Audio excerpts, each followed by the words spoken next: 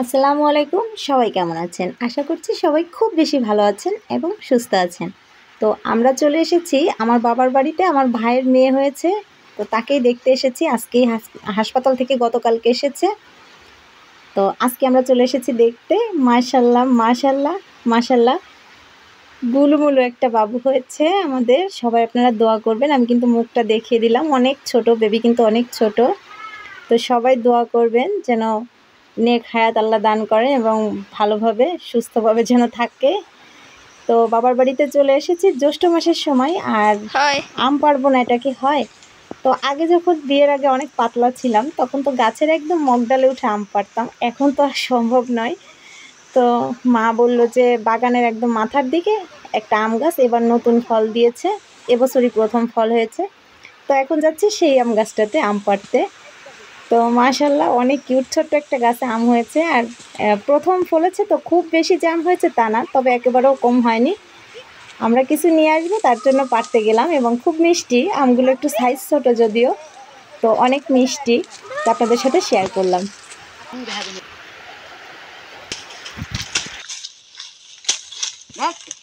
নিচে করে দেখালাম।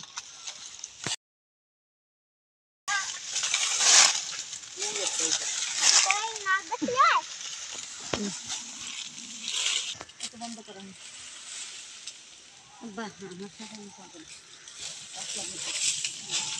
ভালো লাগবে না ওই সব কটা করতে দাও, ওই তো বড় নয়। এই পাকা ওইটা পাকা ওইটা পাকা, ওই তো তালি আরো শ্বশুরটা ভিডিও আছে হয় তাইছো। হ্যাঁ তো গায় তো পড়িল বিরাই পার উপর পড়িছে, পার উপর পড়িছে, ওটা তোর যা।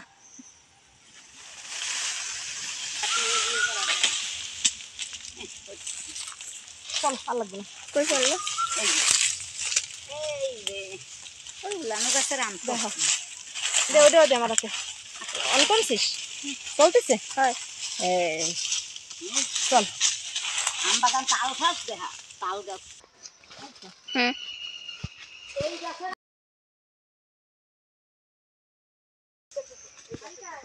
ওই এই গাছের গাছ ওইখানে দাঁড়া।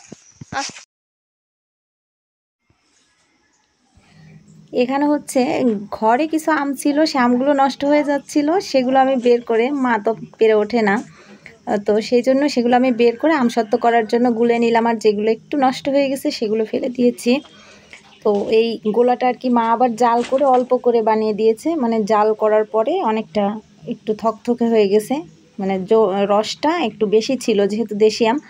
তো মা আর কি জাল করে ঘন করে দিয়েছে, এটা আমি বাসায় নিয়ে যেয়ে রোদে দিয়ে তারপর হচ্ছে আমসত্ত্ব করে রেখে দিব। আর এইখানে এই যে আমগুলো দেখতে পাচ্ছেন, এইগুলো হচ্ছে আমরা কিছু এখান থেকে নিয়ে যাব, যেগুলো একটু শক্ত শক্ত কয়েকদিন রেখে খাওয়া যাবে, সেগুলো বেছে আমরা কিছু নিয়ে যাব। তো আমরা যেগুলো নেব সেগুলো হচ্ছে ব্যাগের মধ্যে ভরে নিয়েছি। আর এখানে হচ্ছে কিছু আম আলাদা করে রাখলাম, যেগুলো হচ্ছে নষ্ট হয়ে যাবে 1-2 রাতের মধ্যে। তো সেগুলো মা গুলে আমসত্ত্ব করার জন্য আর কি রেখে দিবে। আর গ্রামে তো প্রত্যেকের বাড়িতে কিন্তু কম বেশি আম গাছ আছে, আর কেউ ওরকমভাবে বিক্রিও হয় না। আর প্রচুর হইলে তখন আর কি খেয়েও পারা যায় না, আত্মীয় স্বজন সবাই সবার বাড়িতে দেয়, আবার সেখান থেকেও ব্যাগ আসে। তো আমার মামার বাড়ি থেকেও কিন্তু অনেকগুলো আম পাঠিয়েছিল, তো সেগুলো আমরা খেয়েছি। আর আমি কিছু ব্যাগেও নিয়ে নিয়েছি। তো যাই হোক, এই যে এইগুলো আমরা নিয়ে যাব, একটু শক্ত শক্ত দেখে নিয়েছি।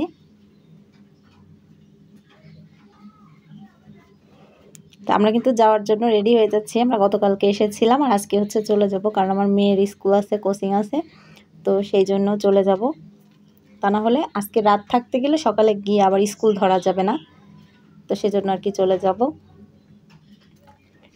তো আমার ভিডিওটা যদি আপনাদের কাছে ভালো লেগে থাকে, প্লিজ একটা লাইক করে একটা কমেন্ট করবেন। আর যদি আপনাদের মনে হয় না ভিডিওগুলো দেখতে চান আরও, যখনই আমি কোনো ভিডিও আপলোড করব, তো সেগুলো আপনাদের নোটিফিকেশান আকারে চলে যাবে, তাহলে কিন্তু অবশ্যই চ্যানেলটাকে সাবস্ক্রাইব করে রাখতে হবে, তা না হলে কিন্তু নোটিফিকেশান যাবে না। আজ তবে এইটুকু থাক। আল্লাহ হাফেজ।